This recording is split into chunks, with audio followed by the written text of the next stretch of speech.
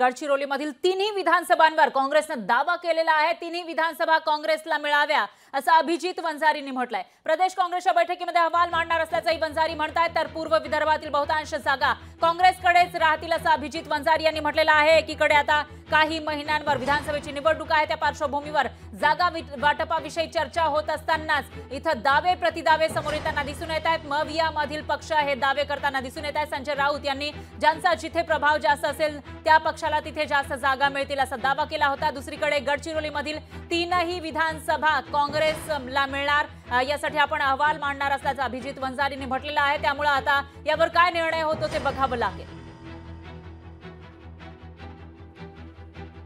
जे काही frontal organisation आहे या सर्व लोकांच्या पदाधिकाऱ्यांची म्हणणं आम्ही ऐकून घेतलं आणि त्या पद्धतीने तशा पद्धतीचा अहवाल आम्ही प्रदेश काँग्रेसला बैठकीमध्ये देणार आहे। त्या ठिकाणी योग्य उमेदवार जर असेल की जो निवडून येण्याची त्याची क्षमता असेल तर कुठलाही फॉर्म्युला लावून शेवटी आमच्या पक्षाला अधिक जागा मिळाव्या हा आग्रह आमचा आहे। लोकशाही मराठी ऐका, पहा, जागरूक रहा।